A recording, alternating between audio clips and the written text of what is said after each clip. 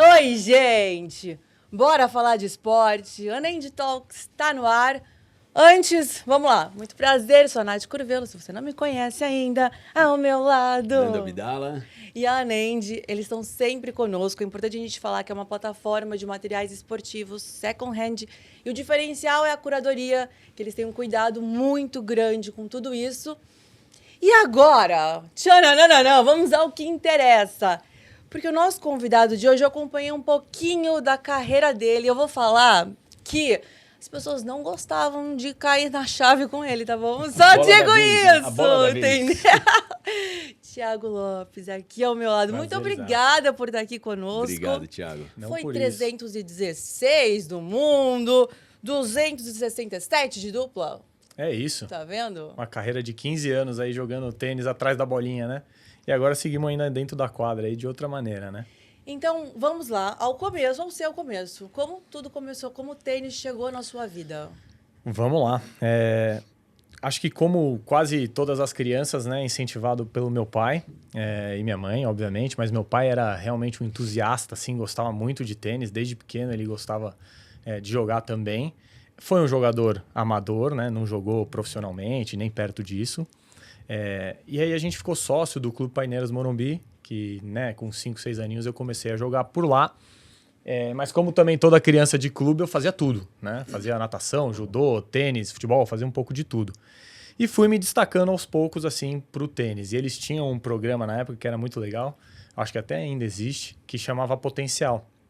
Quando você tinha uns 8, 9, 10 anos, eles te puxavam para um treinamento ou te convidavam para um treinamento que era um pouco mais exclusivo, assim, e direcionado para depois um treinamento competitivo. Quando ele via que a criança já tinha uma habilidade maior para aquele esporte. Uma coordenação um pouco melhor ali. Um teste, uma peneira, não uma peneirinha ali, mano. Porque eles têm o olho ali. Hoje em dia a gente também tem, mas assim, você percebe se você tem realmente uma coordenação nessa idade mais do que nada acima da média, né? Tá. Porque também, de novo, como eu fazia outros esportes, os outros esportes também viam isso, né? Então você acaba, quando você tem uma criança coordenada, ela é coordenada para quase todos os esportes que ela vai fazer. Então, ela vai indo bem assim no começo. Vamos aproveitar, tudo, né? Traz ela aqui que a gente vai. E a decisão ali de você escolher, que aí foi um momento, eu lembro até hoje, eu era muito novo, né? E surgiu essa oportunidade de treinar um pouco mais sério tênis e minha família nunca me obrigou a jogar tênis, mas aí eles sentaram comigo, como a gente está sentado aqui, e falou, ó, eu acho que você tem que levar um esporte a sério. Porque senão você vai fazer tudo mais ou menos. Então vamos escolher um esporte para você ser super bom nele. E aí foi a hora que eu decidi ser tenista. De início, né? Uhum. Não que eu seria profissional nessa época, eu não só sonhava com isso, mas ainda não tinha tido uma conversa. Eu fui ter depois uma conversa mais séria, que foi o momento que eu decidi realmente ser profissional, mas aí foi mais para frente. Ali então, foi, vamos focar aqui. Exato, foi o... Bom, vamos parar com o futebol, violão, judô, natação, karatê. Tudo, e vamos focar aqui focar no tênis. E aí você foi se desenvolvendo ali no tênis, nas aulinhas e tal, porque esse começo é basicamente assim, a aula, um treino mais geral e tudo mais. É muito novo, né? Uma criança, né? É difícil você, nessa idade, dosar, né? Porque você não sabe, se eu colocar meu filho hoje, por exemplo, com 10 anos, todos os dias para jogar tênis, será que ele vai continuar jogando?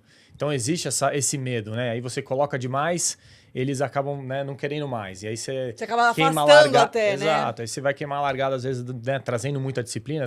Então, acho que depende muito de cada pessoa mesmo, essa questão do quanto você vai querer.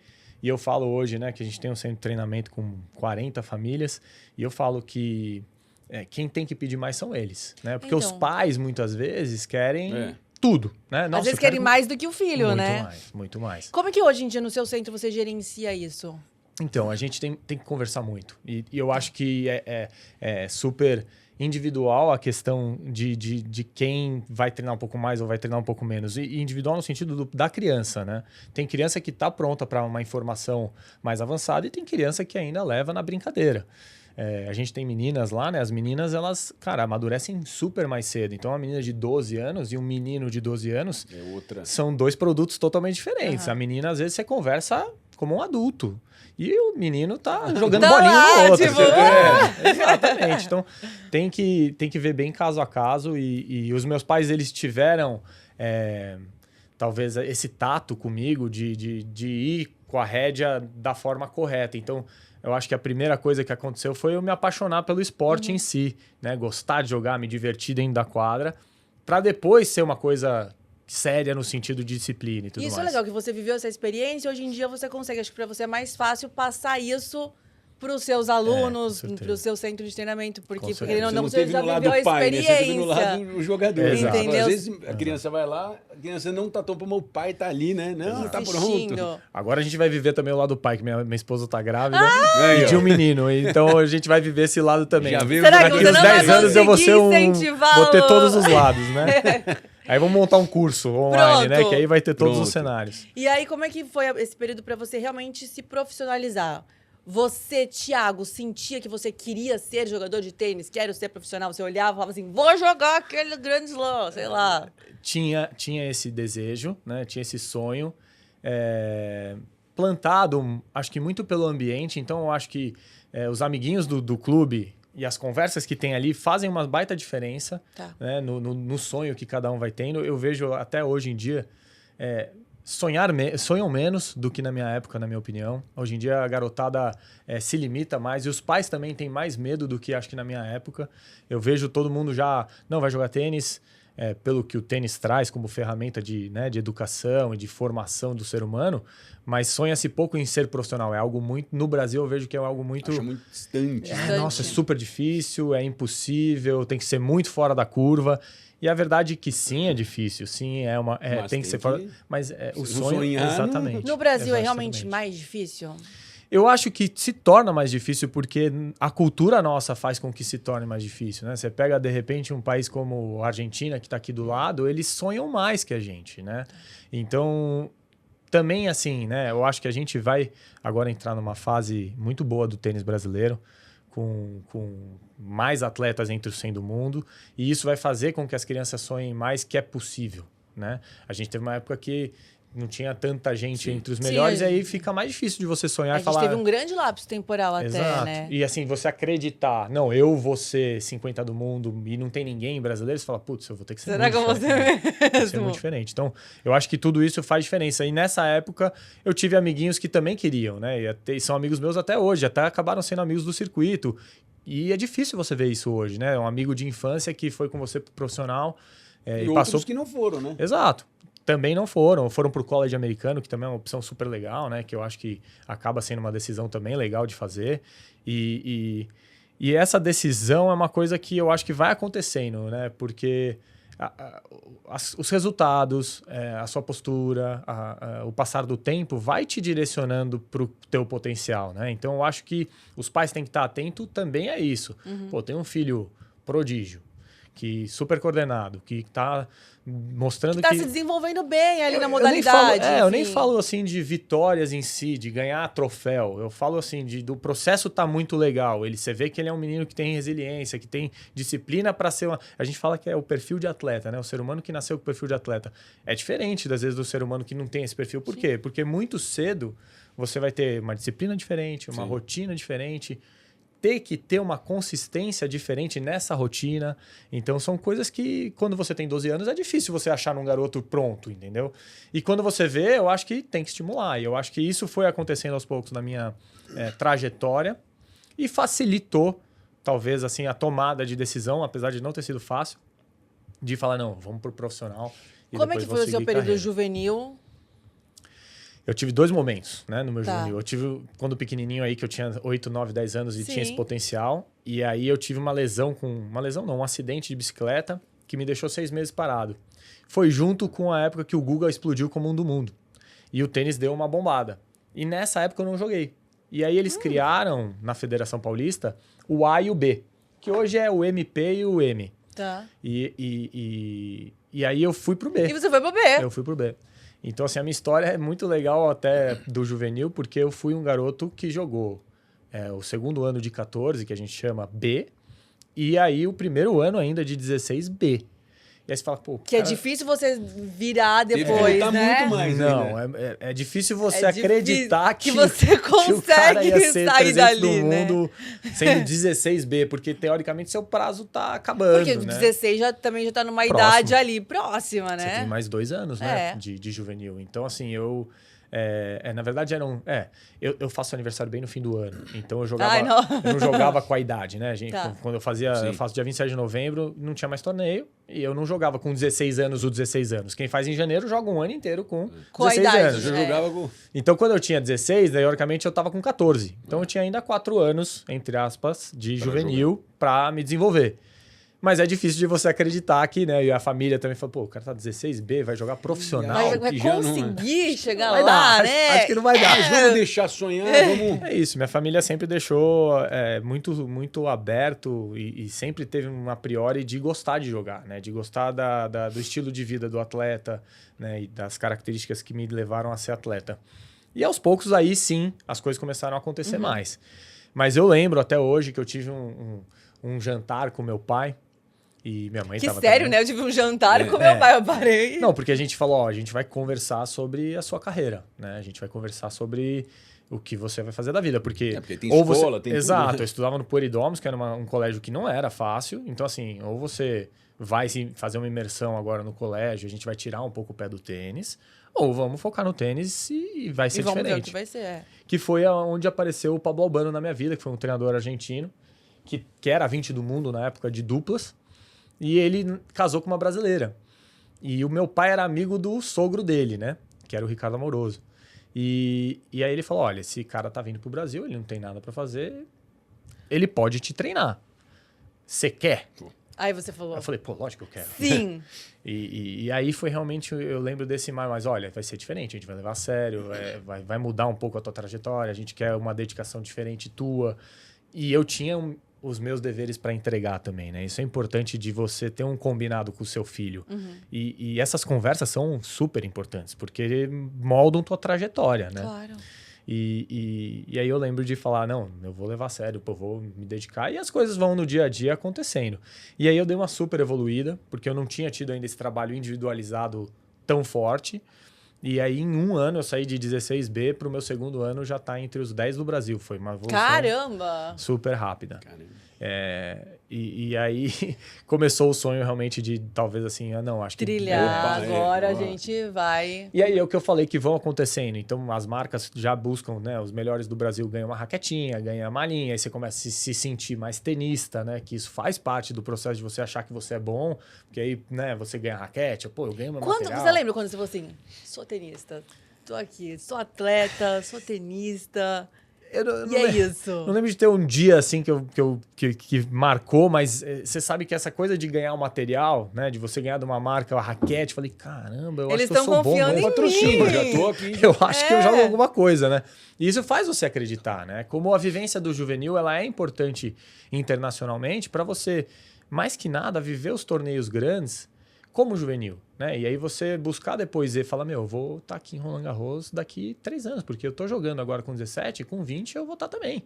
Então eu acho que o juvenil tem esse papel A gira do de te juvenil é deixar difícil? acreditar. Muito.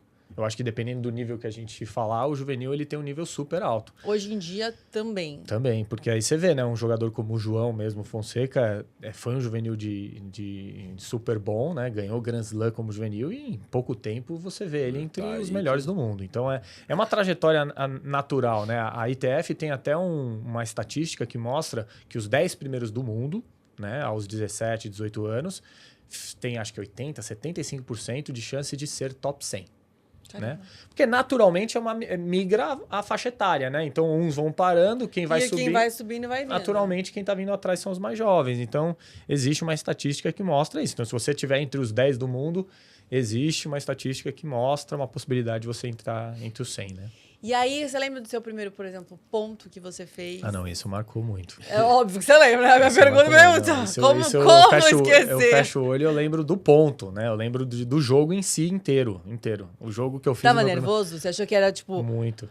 Você achou que ia ser naquele dia, que seria daquela forma? Ou você foi pra mais um jogo e aí, de repente, você...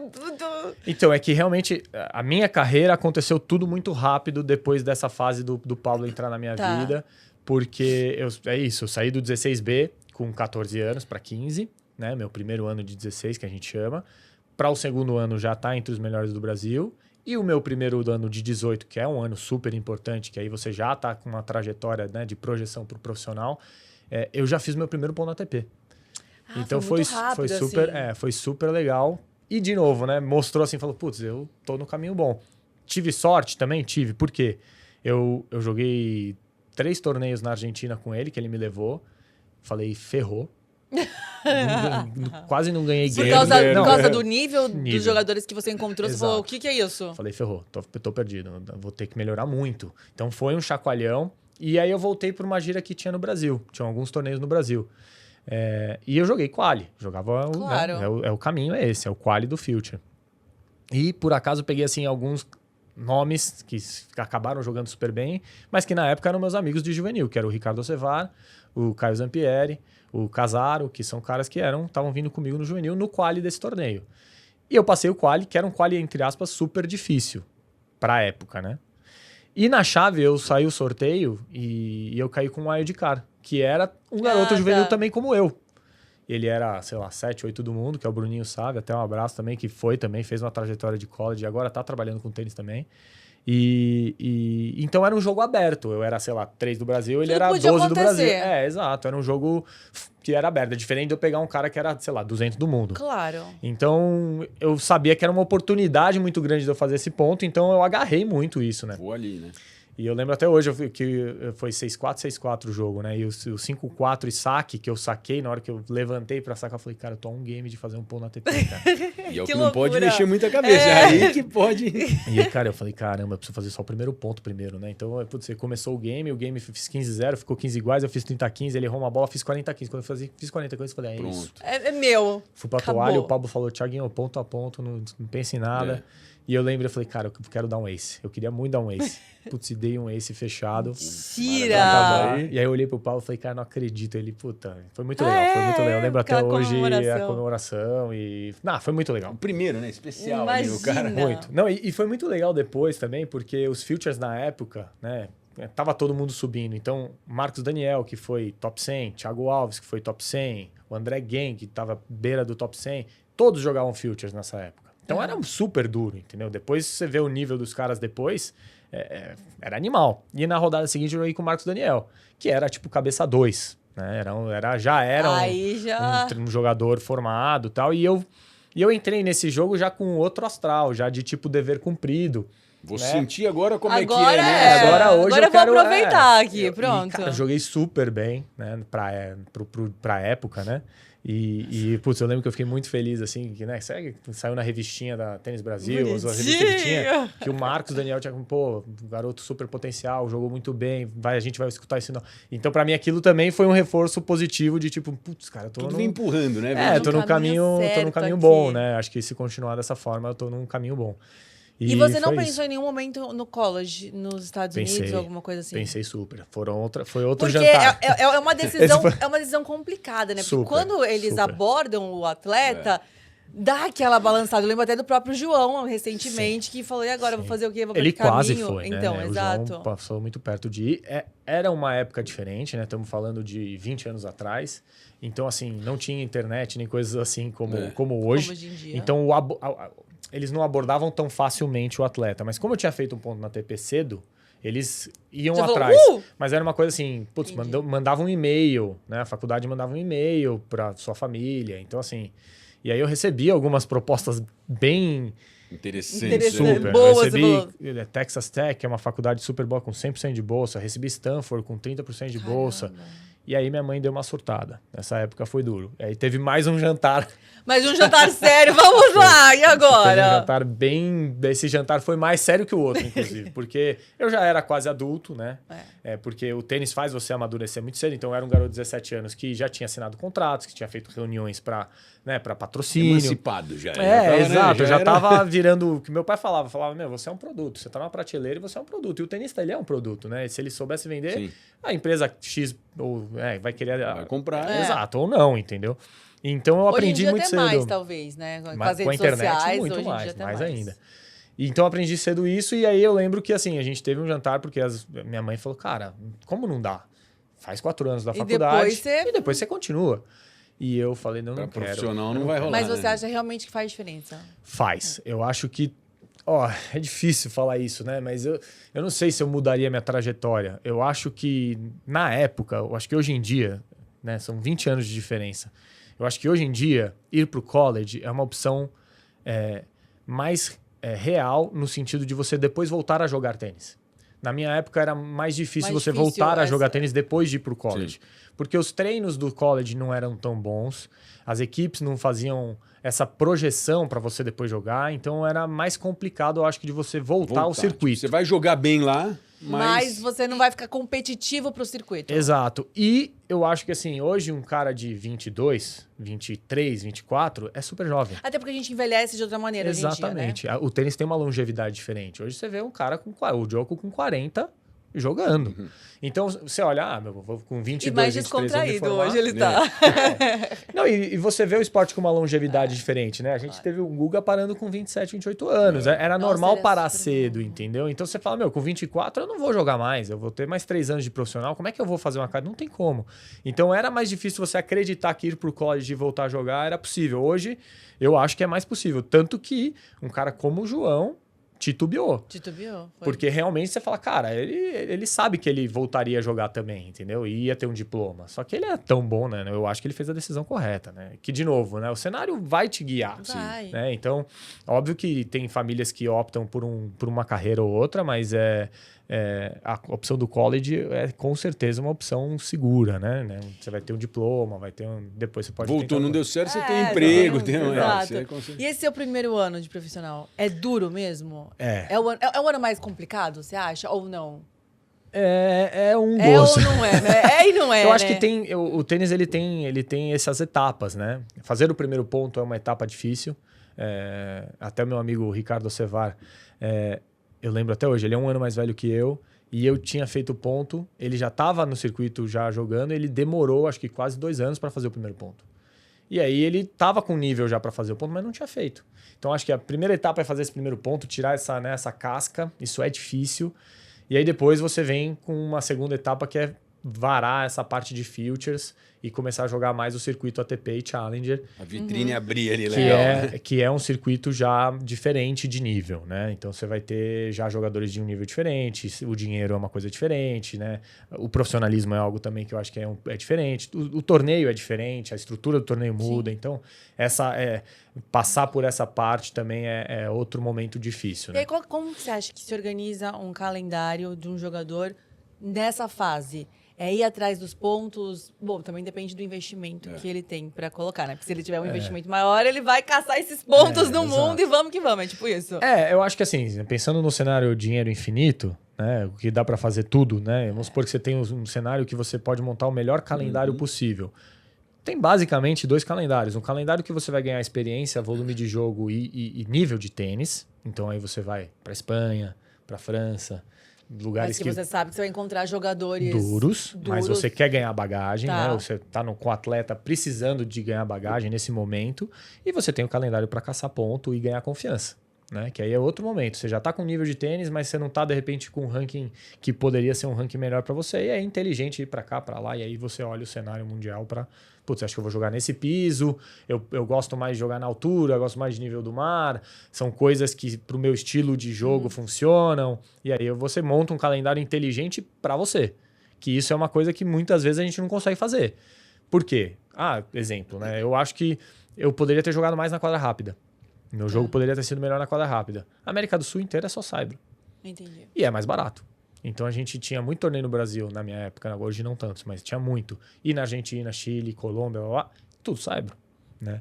Então, talvez fosse melhor eu ter ido para os Estados Unidos, fazer umas imersões por lá, ou até leste europeu e coisas assim. Cara, acho que sim. Mas aí, de novo, e aí como é que eu vou fazer para... recurso financeiro. Quem vai me levar? Exato. E aí você começa a entrar numa conta que é super complicada, que é assim, eu consigo viajar, mas eu consigo levar meu treinador, e meu físio, e meu preparador físico... E aí você começa a limitar a tua estrutura, então você começa a ir pro evento, pro torneio, menos preparado de entourage, de time, né? E aí você começa... Pode faltar, mesmo, né? Do físio lá, não tá lá. Exato. Aí você pega o físio lá do torneio, aí já não conhece, já não sabe do seu histórico, já não é a mesma coisa. Que é a realidade de 95%. Sim, principalmente dos brasileiros. Também. Sul-americano em geral, né? Então a gente, assim, você tem que se virar às vezes com o que você tem, né? Você acha que carece de torneios... de future mesmo aqui no Brasil? Com certeza. Eu acho que a gente teve um ano, né, na minha época de profissional, que tivemos no Brasil, acho que mais de 25 futures. Nossa, E isso fora aí não é uma challenges. realidade hoje em dia. Exatamente. Então, imagina você, que é a realidade do italiano, por exemplo, você morar e poder jogar o ano inteiro na sua casa, com a sua língua, com a sua família perto, ou seja, você consegue ir 2, 3 semanas e voltar para, né, se reenergizar em casa Claro. e voltar a ver seus parentes, que não é uma realidade nossa, né? Você sabe também que a gente viaja em abril para a Europa e vai voltar em setembro, entendeu? E você não vai ver ninguém até lá. Então, assim, é complicado porque você... E muitas vezes com idade ainda, né? Que Muito novo 17 anos. ainda, muito novo. 18 anos. Minha exato. mãe além de não ver família e os amigos, né? Tem aquela... Tudo. Você perde totalmente esse convívio. Então, a imersão para nós é muito mais dura, né? Nesse sentido. O calendário para a gente é mais sofrido, eu diria assim. Porque você vai abdicar de muito mais coisas do que um europeu. O europeu, ele pega um trem e ele tá em Ele outro tá lá, país, em pronto, 1h30. mais fácil. E, eu não tô me sentindo bem, queria, passar em casa. Ok, Volta. vou lá lavar a roupa em Vem. casa e volto. A gente não tem essa opção, né? Hoje, né? Quem As sabe? viagens eram muito solitárias? É um mundo solitário. É, A né? galera acha que é um have fun grande, que a gente viaja com amigos. Tem momentos que sim, mas é muito solitário. O tênis, ele tem um pedaço dele assim. Eu lembro de diversas vezes que eu fui jantar sozinho e você fica uma semana sozinho. Eu joguei alguns anos o Interclubes Europeu, né? E aí eu ia para um clube onde só tinha estrangeiros e eu. E aí você não tava com os amigos brasileiros ou com amigos que você vai, né, jogar dupla. Então você tava sozinho Você mesmo. não tá naquela fase que ainda vem te pedir autógrafo. Não, é legal você É. falar, é legal você falar Nada. dos interclubes na Europa, porque eles te pagam um fixo, não é por uma quantidade de jogos, e aí às vezes tem bônus se você vencer, não vencer. Tem vários modelos, né? Tá. Tem o modelo suíço, que é em uma semana e você faz tudo. E o modelo italiano e o modelo alemão, você fica quase 3 meses jogando, que é todo domingo. Então você fica meses lá para terminar o evento. E aí também é contratual, aí depende do clube. Tem clube que paga por jogo, até por vitória ou derrota, muda. E tem clubes que pagam para você, vou te pagar tanto pelo E calendário. é um montante expressivo, assim. Falamos em dinheiro, em valores mesmo, né? Ajuda. Ajuda muito. Eu posso abrir, né? Na minha época, ou seja, 20 anos não, mas aí uns 15 anos atrás... Calma, não tô tão também, velho assim. vai, Thiago. Tudo é 20 anos, né? Não, 20 Tudo é 20 anos. Não, Não, calma. uns 10 anos atrás, né? Estamos falando Calma aí... que eu lembro, então não vem não, que eu também não tô tão velha assim. E com o meu cenário também, assim, de 300 do mundo, eu ganhava 2.500 euros por domingo. Entendeu? Então era bom. Era né? bom, ajudava também a Super. pagar as viagens e Super. tudo mais. Super. Porque você fazia conta, por exemplo, de quanto que você gastava num torneio, ok, numa gira, tipo, sei lá, numa semana, não vou falar numa gira que é muito grande, mas numa semana de torneio razoável. Eu acho que vou falar anual, Tá, que eu acho que é uma conta mais fácil. tá. Eu acho que hoje um tenista profissional precisa ter uns 100 mil dólares por ano para jogar o circuito. Para você fazer um calendário com Legal. hotel, comer Com- bem, dormir bem. Levar sua Porque é equipe. importante, Às né? vezes, Não- não nem sempre. sempre. Não, nem sempre Escolher dá, um nem outro. sempre Aí dá, eu acho que é. vai para uns 150 É. para você ter o perfeito, assim. Staff né? legal. Acho que sim. Porque assim, é Acho que importante também, você tá falando, ter um hotel, comer, mas é uma necessidade, né? Porque se você tiver com uma noite Você não- mal dormida, Não, uma você não vai render na alimentação, quadra. O que você vai fazer Não, ali? o Pablo me falava, Não tem ele como. fala, Tiaguinho, Não dá pra comer viver bien, dormir bien, tenés que tener, sí ou sí. Então, assim, essa é a parte básica, né? Eu acho que se você pensar no cenário do sul-americano, né, a gente acaba gastando um pouco mais também pelo fato de ter que viajar mais. Então, Sim. você tem mais passagem aérea, você tem a nossa moeda vale menos. Então, a gente tem algumas questões que eu acho que acaba ficando ainda mais caro. Se você pegar, de repente, um italiano, é capaz que ele te fale, não, com 20 mil eu euros por consigo. ano, eu consigo jogar. E não é uma verdade para nós, porque a gente tem que pegar um voo de 12 horas, que custa já 2, 3 mil dólares. Então, é diferente a nossa Além do realidade preço, a viagem, né? 12 horas, também. Você comprava um voo de ida e o de volta. A gente nem nunca. olhava. Eu nem olhava, porque se olhasse, Tem que já ganhar dá. lá, tem que Nunca. Não, ganhar. isso é que você já deprimia. Você fala, Nunca. eu tô indo agora, volto quando? Ah, não, Ah, deixa não, eu nem deixa vou pra pensar, lá. porque é melhor não pensar assim. Eu Que tive vai vivendo alguns... semana a semana? Tive alguns amigos que pararam de jogar por causa do estilo de vida, assim, né? Que é difícil, né? Você ficar muito tempo fora. Pessoa, assim, que sente muito falta de família Sim. e amigos, etc. É. Ou até, né? Tem namorada, coisa Tem assim. que estar com o emocional. Cascudo. Era isso que eu te perguntar. Muita cascudo. gente ficou pelo caminho que você viu? né? Eu acho Bons, que assim, que você falou, putz, podia ter ido mais longe. teve vários. Porque eu acho que faltou a capacidade de manter a rotina, de manter a consistência, de ter resiliência de que o resultado ia vir depois. E essa paciência, talvez, de persistir um pouco mais, isso é fundamental para o atleta profissional.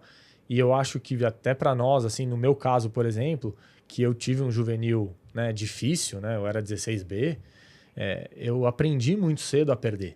Né? E isso foi muito bom para mim. Bom, é? Para mim foi muito bom, porque eu não tinha tido gostinho de vencer.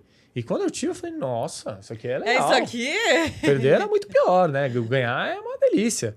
Então, eu aprendi, acho que a parte mais difícil primeiro e me mantive jogando. Então, quando a gente pega, às vezes, muitos amigos meus que jogaram um juvenil espetacular, foram 1, 2, 3, 4, 5 do mundo. E não estavam acostumados, né, com isso. E aí, quando entrou no profissional e começou a tomar porrada, eu falei, eu não vou virar. E existe um processo, né? O tênis é uma jornada que o processo de adaptação, a gente está vendo o próprio João, ele está 20 e pouco do mundo e ele ainda tem um processo a ser seguido, né? De adaptação ao nível. Você fala, pô, mas o João já joga pra cacete, já assim, mas para ele estar 10, ele precisa de tempo, não é um drill diferente, não é... Vem cobrança. É tempo, ele precisa de adaptação ao nível, né? Você tem um processo de adaptação. É caminhar a jornada também, né? Isso que é importante. Amadurecimento, Exato. tudo, né? E é Com novo, certeza. né? Não, Todo é mundo novo. em cima. O moleque é novo, né? Você falou Tem dos 19 interclubes. Existem também jogadores de altíssimo nível que jogam, né? Não, E às vezes você tem a experiência de jogar com eles. não, eu joguei com vários top 100 nesses interclubes, principalmente na Itália, Fonini, todos esses, os alemães também, todos jogam. Eles têm contratos diferentes? Sim, porque eles, como Claro. o calendário deles, eles priorizam os ATPs, o cara vai fazer um domingo e em vez de 2.500 ele ganhava 40 mil euros, entendeu? E é isso, aí ele fez aquele domingo e ia embora. Tava lá em casa, do lado, Pronto. pegou o trenzinho, foi, Pra ganhou casa, 40 mil semana que dólares. vem eu vou ficar aqui. É diferente jogar contra eles? Eu acho que tem algumas diferenças, né? A postura, às vezes, deles é diferente, no sentido de presença mesmo, né? Eu acho que o cara, quando Já sabe quem é. Exatamente. E tem, assim, essa questão que eu tô falando, que é até do João, que é uma questão de adaptação ao nível, né? O cara tá acostumado a jogar pontos longos, velocidade de bola, mentalmente o que o jogo é difícil, ele já tá também habituado. Então, assim, o nível de tempo que o cara consegue se manter concentrado é diferente, às vezes, de um jogador inferior. E parece bobagem, né? Mas às vezes você entra num jogo, você joga de igual para igual até o 2-2. Aí você fala, nossa, não sei o que aconteceu. Aí, de repente, desandou. Esse papo é um pouco mais de foco e aguentar mentalmente o jogo do que, às vezes, técnico, entendeu? Tá. E as pessoas falam, putz, até o amador mesmo, né? A gente deve ter um monte de gente aí que joga tênis todo dia, falando, não sei o que aconteceu, Thiago. Pô, eu tava com 5-4 saque e aí apaguei. De repente... Aí você fala, putz, mas o que aconteceu? Eu falo, não sei, comecei a jogar mal. E a pessoa não entende o porquê. E muitas vezes não é porque você não sabe sacar. Né? Não é? Você estava sacando até então e ganhando. Né? Então tem vários detalhes no tênis que você vai, e o amador vive isso também, que você vai tendo que aprimorar. E muitas vezes não é a direita ou a esquerda. Né? Tem uma parte Em uma semana que vai mudar, né? Não, exatamente. A galera fala muito, né, que o tênis tem essa parte que é mental, né? E eu falo e brinco até com meus clientes hoje, com a garotada, eu falo, o tênis é mental. Depois que você já tem técnica e já tem físico. Sim. Senão, se você não sabe bater a direita, ele não é mental. Você não precisa Tem que aprimorar ali para Exatamente. depois ele virar mental. Então, assim, o tênis ele é mental no que a gente assiste na TV, né? A gente olha lá o Djokovic e o Nadal jogando e fala, caralho, olha meus caras. Olha como eles estão. Porque aí você vê Total mental ali. Exato, porque você eles já têm uma base. Eles já estão no nível exato. máximo, já estão ali. E uma igualdade técnica e física, né? Você fala, a batalha que aí técnica... é o mental que vai mudar. Exatamente. Um vai quebrar o outro, é no mental. No detalhezinho. E a gente fala, não, o tênis é no detalhe. 2 bolas que resolve? Sim, nesse nível. No amador, até não. lá, O cara faz 4 dupla falta. Se o cara for melhor que você, mas ele não tem então, como. assim, eu acho que tem que tomar cuidado com a comparação do que o tênis é num nível muito alto e num nível... A molecada... Exato. Então, assim, são coisas distintas. Você lembra do seu ano mais especial como profissional? Eu lembro, teve um ano que foi, acho que foi 2011, que foi o ano que eu mais ganhei, né? Que eu tive o meu melhor ranking. E eu tava ainda numa idade, né, jovem, entre aspas, tava com 22, 21. E jovem. E foi um ano que me projetou muito, assim, eu falei, putz, me fez acreditar um pouco mais, e tanto que por isso que depois eu continuei jogando tantos anos ainda tentando, né? E foi um ano no sentido, né, de alegrias, porque teve muitas vitórias. Então, assim, ganhar torneios é sempre algo prazeroso, né? Então foi um ano nesse sentido muito legal e que depois me proporcionou o ano seguinte eu poder fazer um calendário um pouco diferente, né? Porque é o que eu falei para vocês no começo. A gente tem uma diferença de calendário perante ranking. Então você quebra algumas barreiras, você pode ir para torneios diferentes, né? Então, a partir dos 300 do mundo... torneios mais fortes, exatamente. enfim. O pessoal fala, pô, como é que eu faço para jogar o Grand Slam? Se você não estiver entre os 300 do mundo, você não tem nem chance. E um cara que é 400 do mundo joga muito tênis. Só que ele não tem chance de ir para um Grand Slam, entendeu? Então, tem algumas barreirinhas ali que você vai rompendo, alguns rankings que são marcos importantes. Porque você pega um cara que é 250, 230, ele vai jogar minimamente os 4 Grand Slams esse ano. Tá. Né? E hoje em dia, a gente está falando de o cara ganhar os $100 mil que a gente conversou no quali. Pô. O dinheiro mudou. Né? Então, e aí você fala, pô, caramba, o cara tem uma projeção diferente do que é 320. O 320 já não tem essa opção, entendeu? Então, assim, tem algumas barreiras ali que se você rompe... E às vezes a diferença do tênis também não é tão grande, né? Entre o... Zero. Pouca Zero. coisa. Poxa, eu tive a oportunidade, né? O Tomás Bellucci é da mesma idade, a gente treinou muito junto, outros jogadores muito bons. Em torneios ATPs eu treinava com jogadores muito bons. A diferença é mínima. É muito tecnicamente, fisicamente, aí a gente está falando de uma diferença mínima. Se você pegar um leigo e botar um 200 do mundo e colocar um 80, um 60 para bater e não falar quem é quem, eu duvido que a pessoa saiba dizer. Duvido.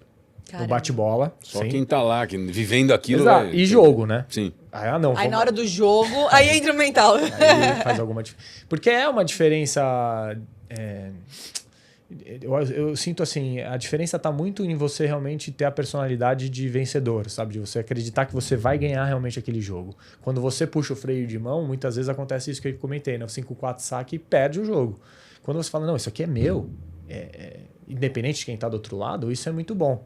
Sim. Então, às vezes você pega algum juvenil, um garoto que tem potencial, ou até um jogador assim, né? Você vê o João mesmo, se você for perguntar para ele antes de um jogo contra um cara 5 do mundo... eu tenho certeza absoluta que ele vai falar, não, eu tenho total chance de ganhar.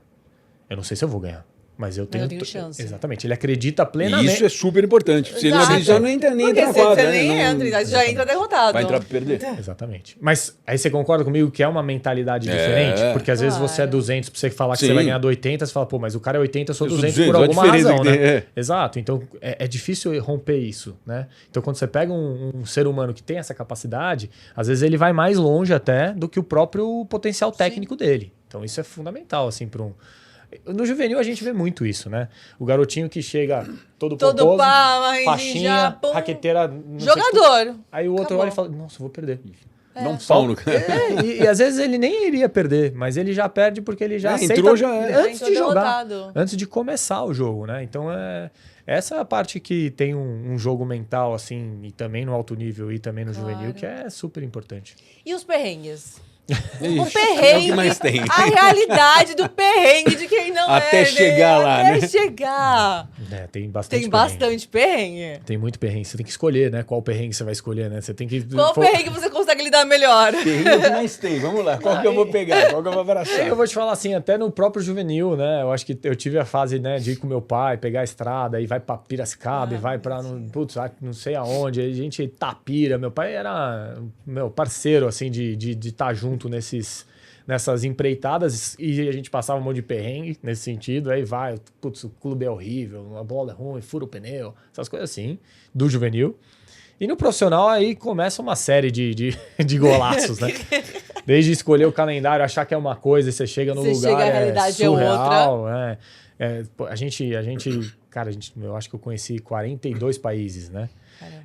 E às vezes você vai para um país que você acha que é uma coisa, que você viu a foto do resort lá, e você chega lá... Você fala o quê? Poxa, eu lembro do Egito uma vez, eu fui... Cara, a gente indo pro resort, tanque de guerra, a gente já, né, no meio da rua, são coisas normais para eles, que para nós eu já falei, cara, onde a gente tá, cara? Que isso? Né? E aí a comida também é muito diferente. Não, enfim. 3 dias de adaptação. De adaptação, digamos assim. Chique. Não, a gente falava já, cara, já vamos comer a salada logo de cara, porque assim você já se adapta. Pronto. Assim você já limpa tudo e vambora. Fora assim, condições climáticas que você não imaginava. Então, cara, eu peguei ventos nesses resorts que são de frente para o mar, que é injogável. Outro dia saiu um vídeo, inclusive, no Instagram, deles fazendo... Meu, o cara, a bola parada no chão andava, ele lançava o toss, a bola Ele ia pra não dava lá. para jogar. E o juiz fala, meu, segue. Vai. Caramba. Aí você fala, cara, isso não é tênis, né? O que a gente vê na TV é uma quadra bonita, condições perfeitas, que são os ATPs, né? Que é o sonho de todo E atleta. qual foi, então, o momento mais especial, assim, que o tênis te proporcionou, que você falou, caramba, isso é jogar tênis?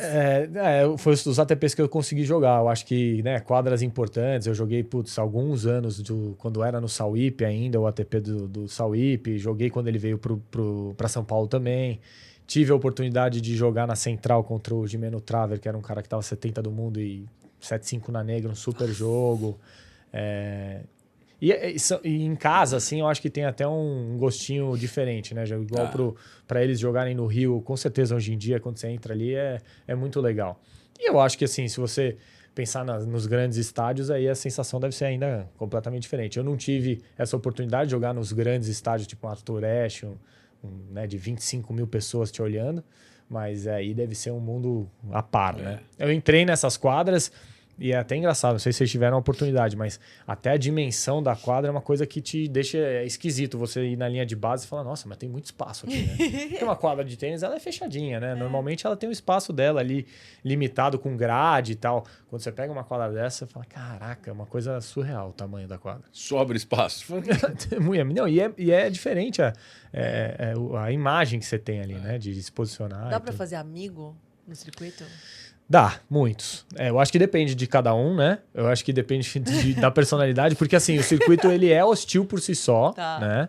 Então, assim, eu sempre fui um cara muito político, vamos dizer assim, simpático com todo mundo. Eu acho que isso até me prejudicou um pouco, porque eu era amigo de todo mundo. E aí eu tava, às vezes, sentado igual eu tô com vocês e chegava 2, 3 amigos que queriam conversar antes do meu jogo e eu trocava ideia e quando eu via ver, eu tava fazendo piada e eu ia jogar. Assim. E assim, a galera, às vezes, era o quietinho, o Tomás mesmo é um cara que era mais centrado, mais tímido, ajudava um pouco a criar uma barreira, né, nessa parte profissional. Mas eu sempre fui um cara que... Dá uma blindada, assim, né? Do cara... Exato. E cria um muro, né? Isso acaba ajudando. Porque você também cria um certo medo, né? Quando você cria essa distância das pessoas. E isso ajuda dentro da quadra depois. Então, eu acho que, nesse sentido, assim, eu me prejudiquei por ser muito friendly, sabe? Eu era o cara que mandava mensagem para um, para outro. Vamos jantar junto, vamos. Quando eu ia ver, tinha 8 jantando. E a galera, se deixasse, ia cada um jantar sozinho e ninguém ia se ver. Que hoje é o inverso, né? Hoje me ajuda muito no seu network, na sua vida. Hoje é o enfim. inverso, né? Eu até brinco que eu me encontrei... Que é até legal, né? Não, é o lógico. inverso. É totalmente o inverso, né? Hoje o fato de eu ser um cara articulado e ter, né, vários amigos, um network legal, super me abre portas e super me ajuda para tudo, né? Para tudo. Então... Mas, assim, dentro de casa, eu acho que o que aconteceu foi que meu pai e minha mãe, eles reforçavam muito a ética que tem o tênis, né? Priorizavam essa ética antes da vitória. E várias mesas de jantar não fazem isso, priorizam o ganhar a qualquer custo. E eu não fui educado assim, né? Eu fui educado realmente até essa ética e que cara, você não vai roubar, você não vai chamar um físio para fazer graça só porque para enfiar o jogo. Eu nunca fiz esse tipo de né? Que pode estar dentro da regra, mas eu não fazia. Então, são coisas assim que talvez eu tivesse ganho mais jogos, pode ser, eu acho que pode ser. Mas não era parte É difícil sua, não né? querer tacar a raquete longe? Quebrar a raquete? É impossível. Explodir? Eu acho que é impossível. Todo mundo que bateu no tênis, tem até amador brincando, já quebrou a raquete. O Rafael Nadal é um ET. O Rafael Nadal é o único cara que eu acho que eu conheço do circuito que eu nunca vi quebrar uma raquete. Que conta, inclusive, que nunca quebrou uma raquete. A raquete, ela tá na sua mão ali, é a primeira coisa que te frustra, né? Então, assim, é complicado, né? Quando você tá muito frustrado, A culpa é sua, mas vira dela. Aí você vê várias cenas do circuito acontecendo, né? A Coco Gauff agora teve, né, aquela cena, ela indo pro vestiário, igual a Sabalenka teve há um tempo atrás, que eles até estão reclamando disso, porque tem câmera em todos os lugares, eles não têm mais privacidade nem pra extravasar. Não vai fazer nada, E eu concordo, ela foi atrás da parede pra quebrar a raquete sozinha pra ela extravasar, era o momento dela, e filmaram. E aí aparece ela igual a louca, ela fala, falam, meu, olha o descontrole. Mas eu me escondi. Eu tava indo me mas descontrolar, eu tava indo gritar Eu no tava banheiro. tentando me descontrolar em paz aqui, só que não me deixaram. Esse é um grande problema do tenista, né? Vira público tudo, né? Então... Tem que tomar cuidado. É, Né? Além de exato. tudo, o cara tem que tomar cuidado. Hoje eu acho que mais ainda, né? É. Todo Com mundo vê certeza. tudo, né? Então, assim, voou raquetes da minha mão algumas vezes. Vou. E brigar com o juiz. Também briguei. Também Já brigou briguei. com Era uma Você coisa... acha que isso depois te prejudica durante o jogo? Assim, eu digo em relação ao árbitro momento te ali, olhar né? e falar... Sim, Nick Kyrgios que briga e faz bem, né? Um Djoko mesmo que às vezes briga e joga melhor. Eu brigava e era horrível. Jogava pior. E aí você caía. Caía. Você conseguia perceber quando que o adversário tava quebrando? Você fala, ih, Conseguia. aí tá indo. Conseguia. Tá indo. Você Já sabe. era, Não, agora você é percebe. meu. Você sabe que você tá conseguindo entrar na cabeça dele, né? O body language no tênis é algo que você vai observando e ao longo do tempo também você vai ganhando cada vez mais experiência para você também ver que você tá entrando na cabeça do cara e que você vai é o caminho para ganhar, né? Eu brinco com a garotada e até com os profissionais que a gente treina, que a verdade é que a derrota ela só acontece quando a gente aceita ela mesmo, né? Dentro da gente a gente fala, hoje não tô no meu dia, ou né? Começa a vir esse tipo de pensamento, putz, ele tá melhor que eu. É raro você não ter nenhum pensamento assim antes de perder, né? Esses pensamentos intrusivos que vêm na cabeça, né? Exatamente. Quando você tem dois jogadores que não têm esses pensamentos, a gente vê os jogos que são aquelas batalhas incríveis. Que você vê o cara no último momento do último tie-break, no detalhe do Ainda lá. detalhe, e aí você, puta, e aí a derrota acontece realmente porque foi Alguém que tem ser. que ganhar Era o dia, também, né? realmente. Não existe isso, não dá. Mas são poucos jogos que acontecem isso. Pode reparar também, assim. A gente brinca que, na verdade, o tenista em si, né, no ano, ele vai ter 10, 15 jogos, que é o prime dele, e ele vai fazer 100, É, lógico. 200. Né? Você não tá bem todo dia. O tenista... Normal também, Como né? em qualquer- Também é é. normal. Em qualquer não é área. todo dia que você tá performando lá em Super. cima. Qual que era o seu melhor golpe? Como profissional, à direita. Eu achei que minha esquerda melhorou depois. Depois...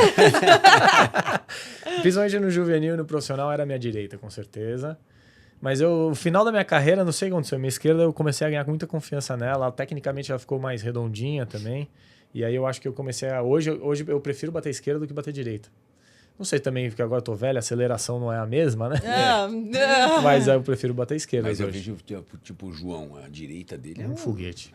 Você fala, não é possível. E tudo, a gente vai evoluindo, né? A molecada vem. Mas é impressionante, O hein? João é diferente, cara. A direita dele é diferente Meu da amigo pegar uma bola várias. dele quando ele tá. não Veio vai. certo. A gente viu na dupla agora, né? Os Sim, caras que ele são ganhou super, agora, não, é. e super especialistas em volear. Quando ele sobra ali, não tem como. O cara a bola vem tão rápida que é bolada, não tem o que fazer. Ele tem uma bola muito rápida. E, Thiago, você tocou no assunto de dupla, você conseguiu um ranking mais baixo até como duplista. Muito. Só que acabou que você não Não. seguiu por esse caminho, porque Não você era o- não Não. gostava, não te apetecia, não te satisfazia como tenista, é isso? Não, é isso. Porque meu pai, na época, e meu patrocinador, tinha 2, 3 patrocinadores na época, falaram, não, tudo bem, você não quer mais jogar simples porque você cansou demais. Pô, vamos tentar dupla, você tá a 200 no mundo de dupla. Sim, pois Se é. você fizer focar um pouquinho na dupla, talvez de repente você consiga...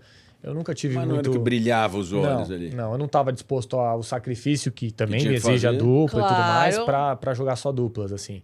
E eu tive um resultado melhor até, porque a gente realmente ganhava torneios de dupla, eu ganhei alguns torneios com alguns parceiros, mas não me brilhava. Realmente o que aconteceu é assim, eu não tinha tanto prazer de jogar dupla para eu ficar no circuito só jogando dupla, como aconteceu com outros brasileiros que fizeram só isso. Então até Sim, hoje, né? O exato. Romboli, o Demo... E o Romulo tá muito bem, Tá que era da super. sua época, Não, super, jogava ali super. na Simples também. Também. Todos eles ainda aí duplistas e bem, né? Ganhando Melo, dinheiro. sim. Melo. Pô, o Melo tá... Não, né? mas é que o Melo já Sim, sim. sempre focou mais Melo na é dupla maravilhoso, desde sempre. mas é um dinossauro no tênis, a gente fala, né? Porque, Sim. Pô, mas só que tá há ele anos, né? tá- É. Mas é isso, a dupla permite também um pouco mais essa longevidade também, até pelo fato de, né? Você Machuca menos, tem né? que cuidar metade de quadra, né? Você tem que cuidar da quadra inteira. Então, também fisicamente ele te deixa ir mais longe. E aí, como é que foi essa sua transição entre, bom, agora vou começar a parar e... Porque não é fácil, acho que para qualquer atleta de qualquer modalidade é sempre uma hora muito complicada, né? A hora de que você decide realmente, será que é agora que eu vou parar? Não é agora que eu vou parar? É duro. Que ano que foi isso para você? Eu comecei a pensar em parar em 2017, né? Pra 2018. E você tinha quantos anos, Gi? Eu tava com 30. Eu tinha 30. Ah. Então, assim, eu tava com ranking ok, mas há muito tempo com o mesmo ranking, que era 300 e pouquinho, em 400, 300 e pouquinho. E você não conseguia ver Já você não evoluindo. Eu sabia talvez até o caminho para evoluir, mas não conseguia ter, de repente, o que eu achava necessário por custos, de repente, porque seria, de repente, sei lá, Tipo, não pagar o preço que poderia. e ter até, assim, eu acho que se eu tivesse um time exclusivo para mim na época, poderia ser, mas isso custava X, então ou era viajar ou você pagava o treinador. Então, assim, era um quebra-cabeça difícil de solucionar para mudar o cenário que eu tava vivendo, e eu poderia continuar daquela forma ou não. Mais um tempo, E aí, realmente, o que me fez parar de jogar foi o estilo de vida do tenista, né? De viajar 35, 40 semanas de um ano, e eu não queria mais isso pra Já mim. tava há quantos anos também viajando, Foram 15 fazendo, anos de né? profissional, né? Então, assim, 14 anos, né? Então, assim, eu com 31 parei, e aí, e muito por essa razão. Não, tava saudável, não tinha lesão.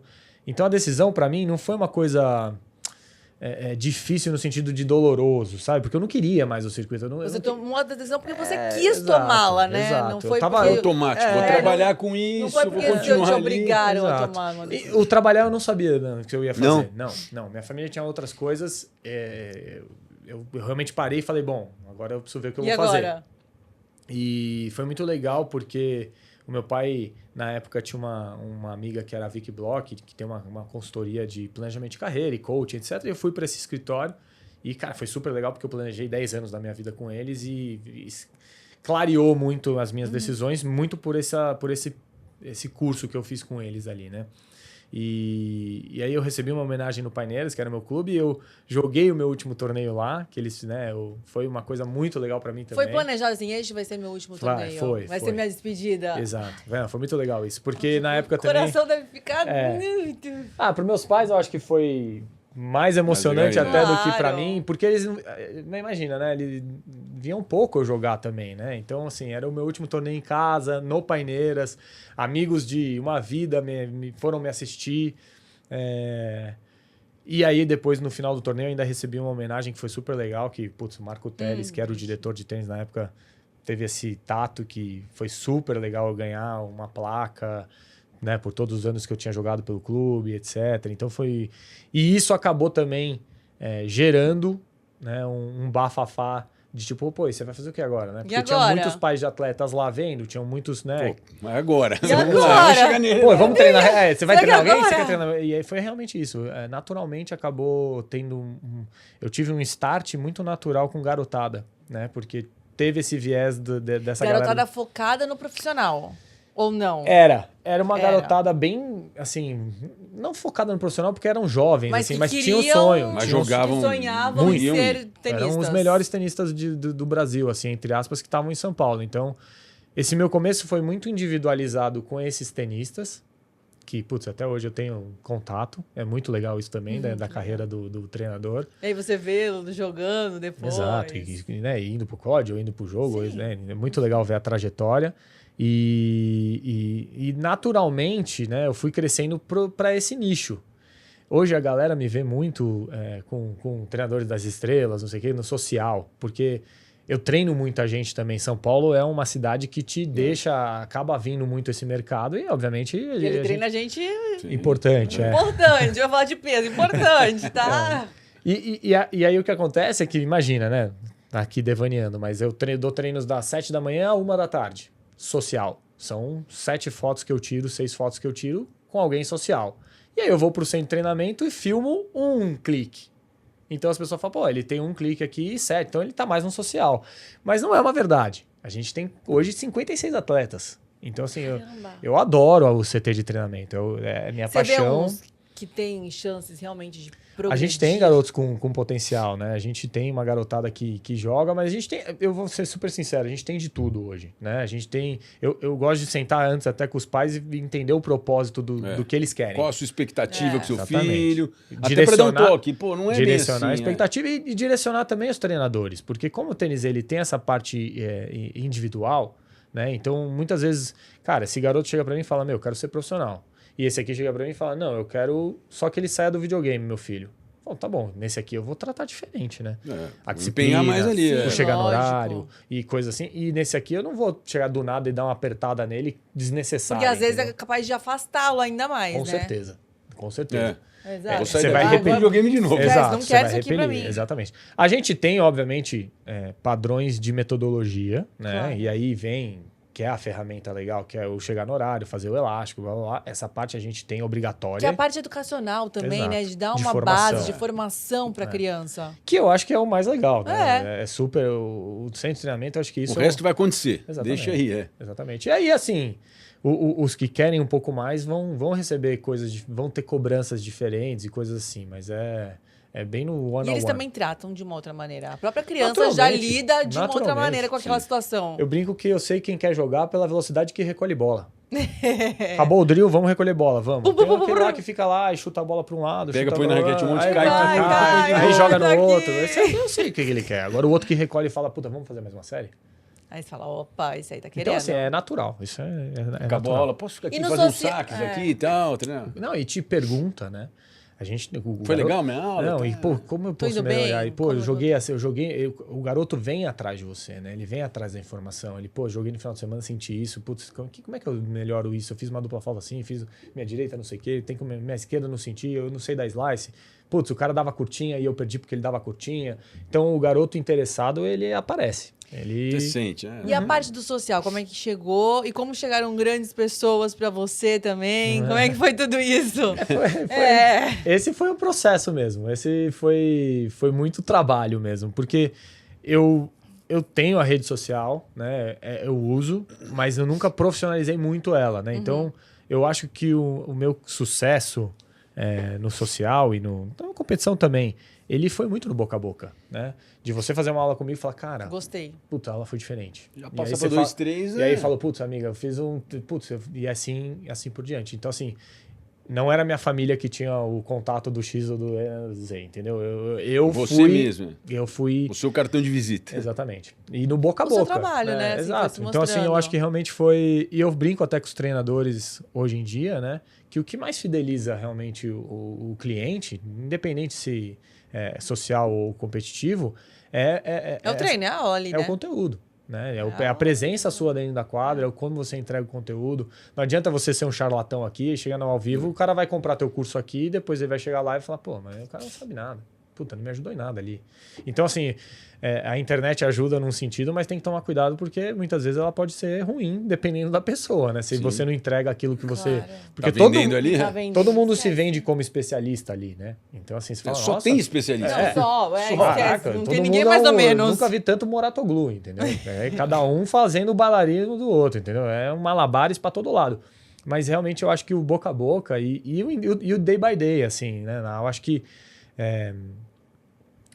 consistência é a palavra, porque você chegar na hora sempre, você tá com a cara boa sempre, você entregar uma boa aula sempre, né? Você não ter essa oscilação que todo mundo tem, a gente no nosso trabalho, eu acho que o que mais diferencia é você conseguir não ter essa oscilação. Porque a pessoa que tá vindo treinar comigo, ela não quer saber se eu tô... Se você dormiu bem, se não dormiu quer. bem, se você brigou, você não Ela brigou. quer o Thiago alegre, Exato. com Tô conteúdo. Pagando pra Exato. que é isso aí que eu contratei. Exatamente. Quero ele É aqui. isso. Exatamente. Me Então, corrigindo, me ajudando. E eu quero o Thiago que, pô, eu sei que ele é bom, que ele jogou bem, eu quero... É Exato. isso que eu quero. exato. Então, se você entrega sempre isso, e não é fácil você entregar sempre isso, é inevitável o sucesso em São Paulo. Você se esperava ser o coach que você é? Ou se você se surpreendeu com você também? Não. Porque assim, Me surpreendeu. porque o tenista, você já Sim. projetou isso pra sua Sim. vida, mas o coach não. E aí, como é que...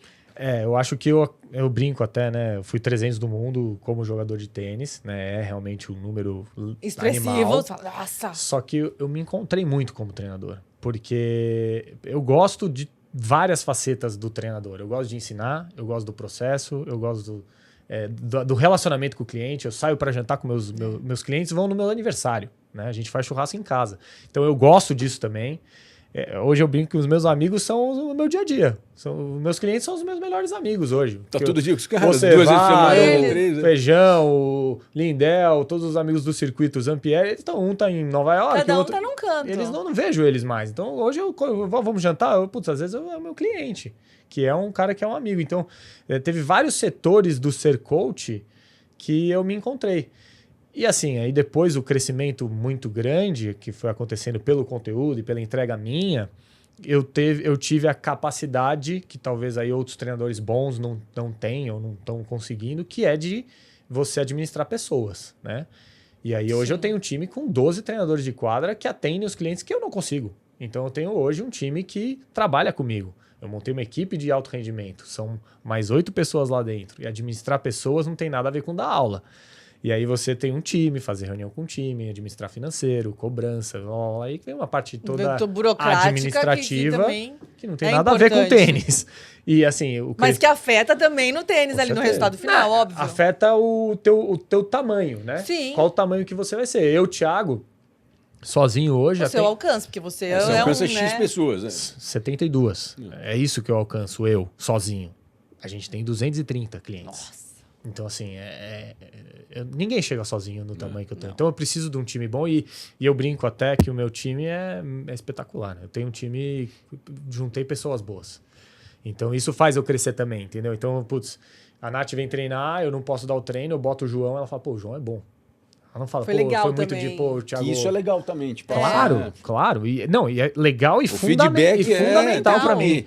Exatamente. E esse eu acho que tem sido... O momento atual, assim, de crescimento nosso. Porque realmente você monta um centro de treinamentos do Thiago. Exato. Não é só o Thiago dando a aula. E eu não sei, mas no começo talvez todo mundo queira treinar com você. Ah, até sim, você conseguir passar. Pô, não, vai com o meu... Você não tem ideia do que é difícil. Esse é o maior O cara desafio. vai lá, eu quero esse ele. é o maior... Eu não posso, eu posso 70 e poucos. Né? Exato. Não, acabou as horas do dia, não né? tem, eu não dou conta também. Eu trabalho já 12 horas. E às vezes, legal, tudo bem, se ele for lá, eu quero com você, bate 1, 2 vezes, legal. Mas às vezes você vai dar melhor com o outro da equipe, com o professor. E aí você ele já vai te identificar o que você precisa. Exato. Esse mas aí por isso que ele começa a consolidar... Mais perfil pra cá, mais quietinho, mais agitado. Começa a consolidar o seu centro de treinamento. Exato. Né? Sai de você e passa a ser uma outra coisa que tem a sua cara, que tem você ali, que é o seu espírito também. Exatamente. Eu acho que a fidelização vem muito do ambiente nosso, né? A gente tem um ambiente que o cara vai aprender, tem conteúdo, vai sair de lá suado porque vai ter energia na aula. E ele vai ter, o que a gente brinca que é a resenha, né? A gente vai ter essa conversa e ele, putz, vai ser legal. Então o cara vai, ele vai ficar com a gente. Aí, além disso, a gente meio que sem querer, mas naturalmente, a gente criou um clubinho. Né? A troca de você saindo da quadra e ela entrando, vocês conversam, fica amigo. E cara, a gente naturalmente criou isso. E a gente tem um evento no final do ano que, cara, é um sucesso, que é um torneio que a gente faz para encerrar o ano. Esse ano deu 400 pessoas lá dentro. Nossa, foi muito legal. Então, assim, realmente hoje eu não tenho o que reclamar. Realmente é seguir moldando a equipe, tentando desvencilhar o Thiago Lopes, né, essencial para eu poder continuar crescendo, porque quanto menos tempo eu passo dentro da quadra, mais eu cresço. Claro. Porque eu posso fazer outras coisas, como estar aqui hoje. Se eu não tivesse um time, eu não estaria, porque eu tô aqui com vocês, mas tá rolando a aula aqui. Tinha um cliente das 10, tinha um cliente das 11, tinha um cliente do meio-dia. Adaptou lá. Graças a Deus que tinha. Exato. E graças a Deus que eu tenho o time para que... poder estar conseguindo sair e fazer coisas diferentes também. Então, o objetivo, eu quero nunca mais estar na quadra? Não.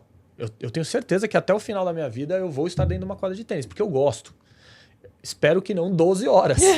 Mas hoje é inevitável porque a gente tomou esse corpo e eu não mando ninguém embora. Assim, eu não chego para você e falo, não vou mais te treinar porque esse horário não me agrada mais. Então, essas pessoas que eu honro com o que eu cumpri. Então, assim, isso é meu. E óbvio que quando, né, com o passar do tempo, dos anos, eu quero ter outros modelos de negócio, fazer mais eventos, de repente, até para os clientes, mais experiências. A gente já fez até viagens para torneio com alguns grupos de clientes. Então tem várias... O tênis ele tem um leque de opções de produtos enorme, né? Tá no momento, né? É agora. Cara, o que as empresas têm me contactado para clínica, experiências com cliente viajando, é impressionante. Né? E o Thiago já teve também uma faceta de comentarista. De onde saiu isso? Foi muito legal, foi muito legal. Fazer ao vivo? Foi ao vivo. Pá! Era porradaria. Você dava mais frio na barriga do que fechar o jogo, cara. Do que fechar o jogo, é isso que eu falo. O que você era mais do coração? É o 3, 2, 1, ao vivo, entramos! Era isso. Oi, boa noite. E era engraçado, né? Eu fiquei 2 anos na ESPN, E todo o programa do Pelas Quadras, que era ao vivo, toda vez eu ficava com frio na barriga. Já era o centésimo. Ao vivo, né? Não sei o que Aí vai você fala, sobrar pô, aqui. mas você já passou tanta adrenalina jogando. Mas Não tem jeito, era né? diferente, né? O ambiente da TV, aí quando você tá, é uma coisa bem diferente. Mas foi assim, foi muito legal. Eu curti muito, né? O Meligeni, na época, me indicou. E eu fiquei no lugar dele na época. E, cara, a experiência de estar com o Nardini, de estar com os outros comentaristas, eu aprendi muito de tênis mesmo. Porque eu tinha, nessa época, foi logo recente que eu parei de jogar, né? Foi há uns 4, 5 anos atrás. E eu tinha uma visão do tênis ainda muito como jogador, né? Eu, ao longo do tempo como treinador, eu me capacitei como treinador. Então, cursos da ATP, cursos da ITF, que são da CBT, fizemos todos, que são super importantes para você entender a linguagem e metodologia e processo de aprendizado. Porque para mim as coisas saíam fáceis e eu não entendia porque o cara não conseguia executar. Então teve esse processo. E a ESPN entrou como a coisa de você entender o jogo de tênis e como transmitir o jogo de tênis, né? De eu passar o detalhe para a pessoa que está assistindo entender o que eu estou falando e eu não falar numa língua que de repente ela não... Só os tenistas iam Você entender. não consegue se comunicar, né? Não torna Eu comunicável até o brinco jogo. com o Nardini, com o Fino, que eu falo até hoje, com o Gen, que tá na TV e tal, que eu acho que hoje talvez eu até pudesse agregar mais como comentarista do que na época. Que na época eu era... Por conta já do seu, Exato. Da vivência, seu né? trabalho. E do meu olhar, hoje eu olho... Diferente. Exato. Eu olho pro jogo de tênis diferente, né? Eu analiso coisas que quando eu era jogador eu nem olhava, né? Se ele tá chegando com uma base certa, errada, como ele chegou de base, ou a raquete está armando assim, ou tá armando assado, se o toss, posição do pé. Eu nem reparava nesse tipo de coisa para comentar sobre o contra-ataque do cara. E hoje em dia não, você repara porque você precisa corrigir naturalmente, também, né? É natural para mim hoje. É só isso que eu faço. O dia inteiro eu com o olho clínico para achar o detalhe que a pessoa vai fazer a diferença. Que ele pode melhorar. Não é porque o que ele é bom, você e não é balela, tenta a pessoa manter. realmente melhora nesse detalhe, que eu brinco, né? Essa é a parte que é difícil, né? O olhar de você falar, enxerguei um negócio ali que, vai fazer diferença. E você poder ajudar o cliente nesse sentido. Porque o livro te entrega até a página 3. O resto é você ali no É você dia a dia. no dia a dia. Exatamente. diferente. Exatamente. E eu acho que é uma coisa para os treinadores em geral, que eu vejo, muitas vezes o cara tem o jeito dele de ser. E ele não muda. Ele fala daquele jeito, ele dá aula daquele jeito, independente de quem tá.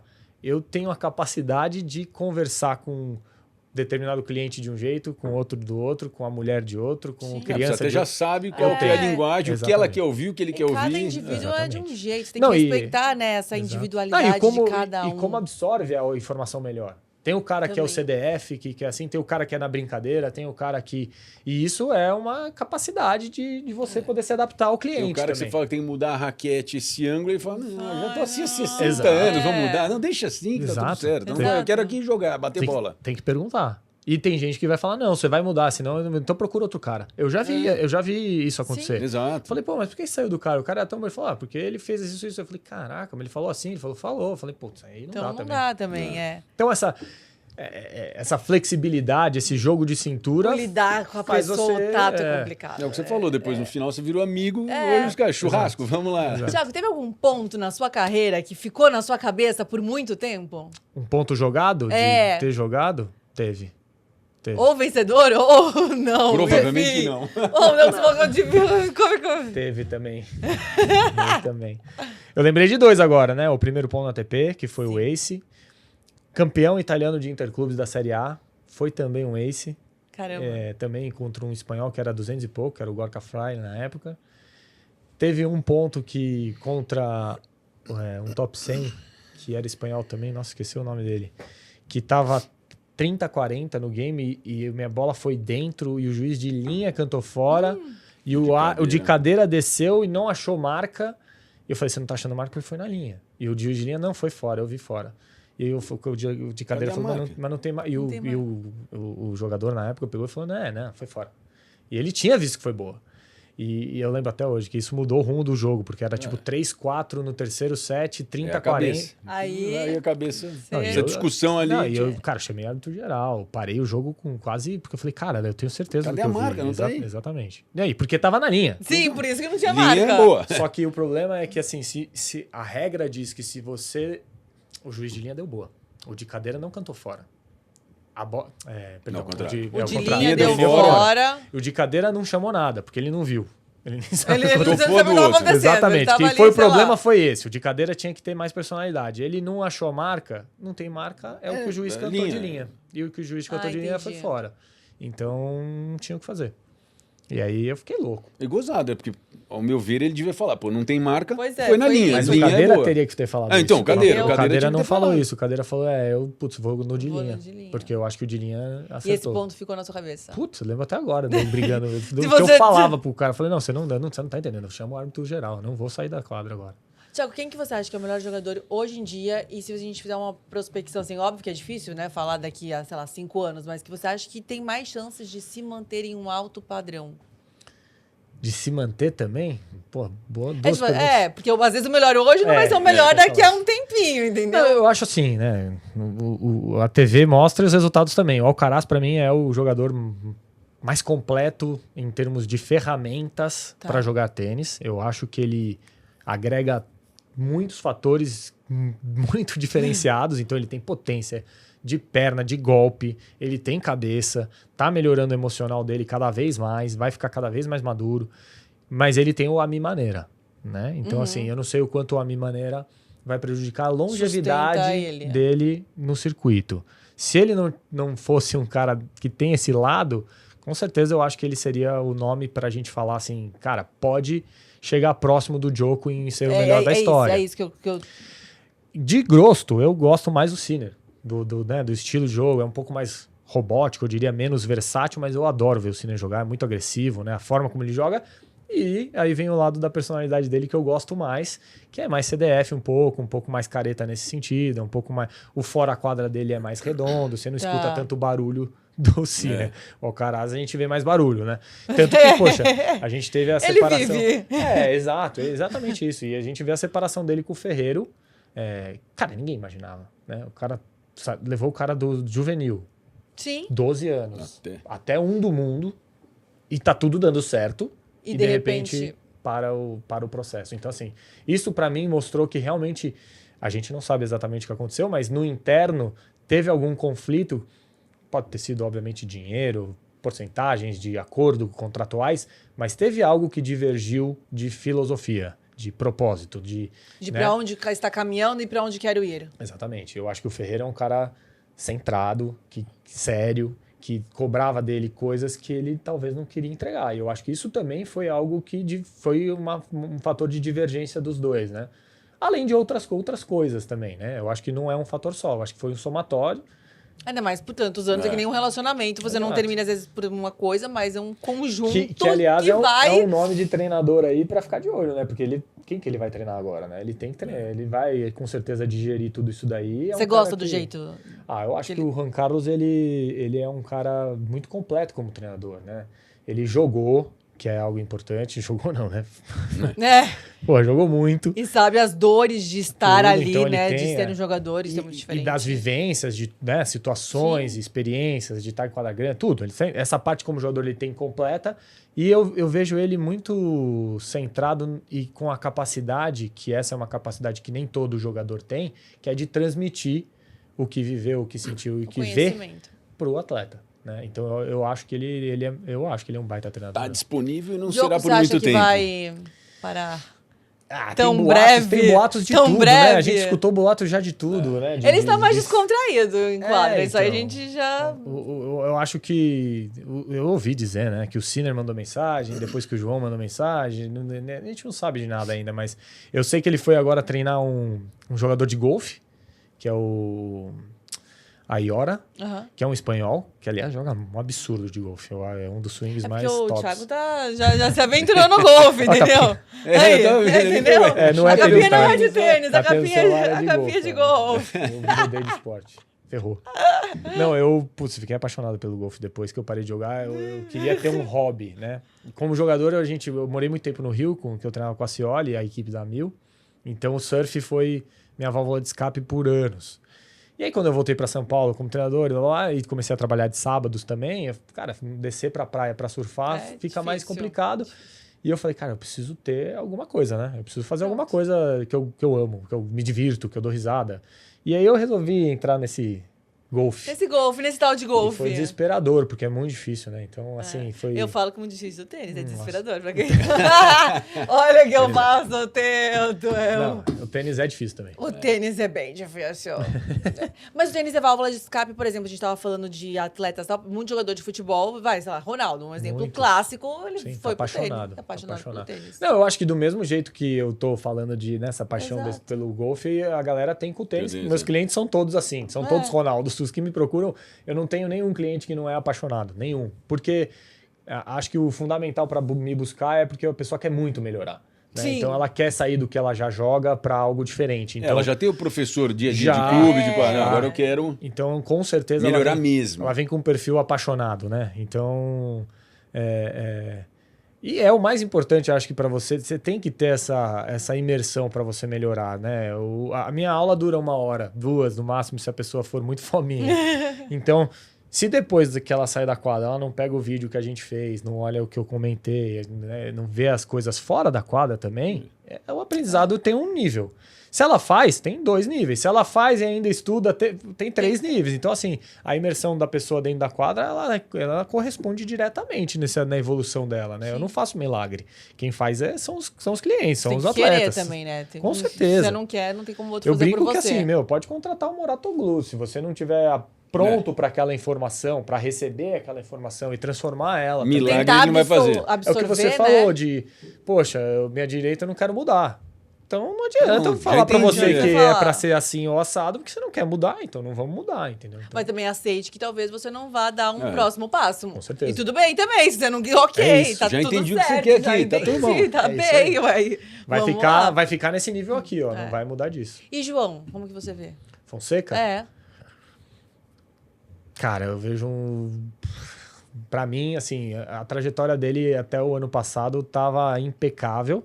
Esse ano vai ser o ano, na minha opinião, vai ser um dos anos mais difíceis da carreira dele, porque é um ano com muita cobrança, é um ano com uma pressão gigante, né? Até o Agassi brincou que essa pressão é um privilégio no sentido de que as pessoas realmente esperam dele algo muito grande, e porque ele pode entregar algo realmente muito grande, mas eu tenho certeza de que os próximos 10 anos do João vão ser fantásticos. O Brasil estava carecendo de alguma figura ídolo, né? assim, central do tênis? Muito. Né? Eu acho que não só do tênis, né? A gente tá carente do Ayrton Senna, né? Do cara pra torcer. De um Guga ali, né? O Guga. E eu sinceramente, o meu feeling é que eu sinto isso do João, sabe? O João, ele tem uma estrela, um brilho diferente, cara. Ele tem um something else ali nele que vai além das quadras, né?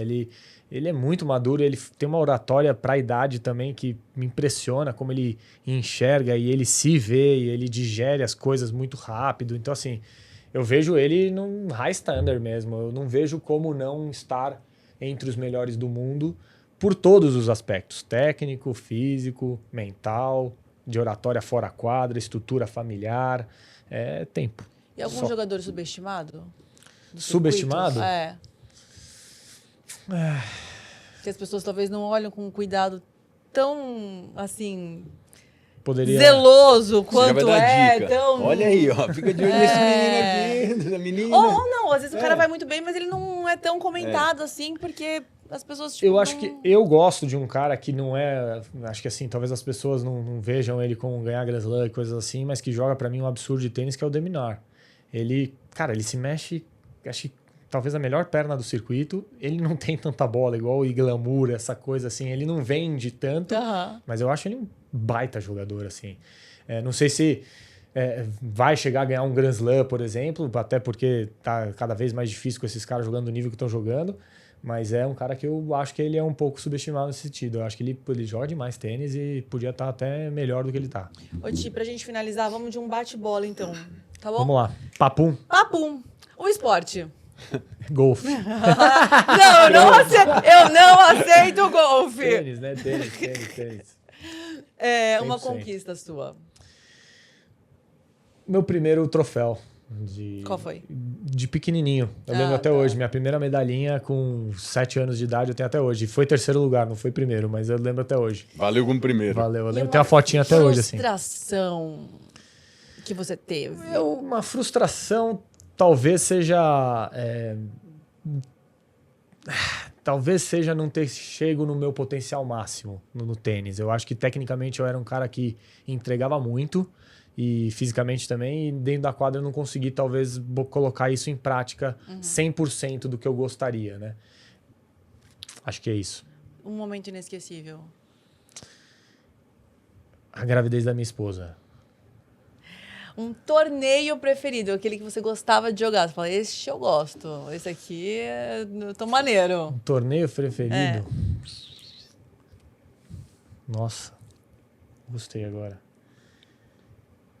Olha que tiveram muitos. Olha, eu tô tentando pegar um assim que me marcou muito, assim. Não, um que você sempre ia todo ano, que você gostava de jogar, que sabia que você desempenhava bem, assim, que você ia mais longe. Foram Challengers e Futures, mas jogar em casa, dentro do Paineiras. É diferente. Muito. E um day off pra você? Um day off? O que fazer no day off? Como que era um day off? Um day off... Cara, hoje em dia meu day off mudou, né? Antigamente era diferente. Meu day off hoje é ir pra fazenda, ficar tranquilo, jogar um golfe e dar uma desconectada. Sair um pouquinho daqui, né? Que consome muito. Day off ideal é assim, tá com as pessoas que eu gosto, abrir um vinho bom e ficar sem pensar em muita coisa, porque é o tempo inteiro pensando em muita coisa. O adversário mais duro que você enfrentou? Eu mesmo. Eu mesmo. Você tinha alguma superstição, alguma mania antes de entrar em quadra? Várias. Várias. Mas eu sempre entrava com o pé direito. Antes de pisar, assim, eu ia pisar na quadra do pé direito. Depois dessa coisa de linha, pular as linhas, eu tinha um pouco mais menos. E eu tinha todo o processo da sentada na quadra, o apoiar o bag, e aí todo esse processo, o amarrar o T, todo era sempre igual. Sempre igual. E aí, desde vou colocar a munhequeira ou tirar o relógio, todo esse processo era sempre igual. Todos os jogos eram iguais. Um ídolo? O Guga. E o Thiago no esporte? Guerreiro. Resiliente. Eu fui muito resiliente, persistente. Eu acho que o que mais fez diferença na minha carreira foi eu ter persistido onde 99% das pessoas teriam desistido. As coisas que eu passei desde o juvenil até o profissional, com certeza essa persistência foi diferente de 99% das pessoas. Ser atleta é diferente, né? É muito. Eu acho que é isso, né? O que a gente comentou no comecinho. Ser atleta é algo que você escolhe como estilo de vida, né? Você tem que de muita coisa. Você tem que se tornar aquilo, né? E querer pagar o preço, como você falou, de diversas maneiras, né? Não é de uma coisa só, é dentro da quadra, é fora da quadra. São vários quesitos que a gente vê até, inclusive, atletas tendo sucesso fora da quadra depois por ter esses quesitos como atleta, né? E isso se reverbera como pessoa, né? Então, como ser humano, acaba tendo sucesso meio que por osmose. Ti, muito obrigada mesmo. O prazer foi meu. Muito legal. E espero que vocês tenham gostado também. Toda quarta-feira, às 18 horas, um episódio novo com muito conteúdo legal. Então, se você não nos segue, já segue a gente, por favor. A gente está sempre falando de um esporte diferente e trazendo essa conexão. Muito obrigada. E é isso, a gente vai, né? Até semana que vem. Vambora. Um beijo pra vocês. Obrigada, Thiago. Obrigado, tchau, tchau, gente. Vamos!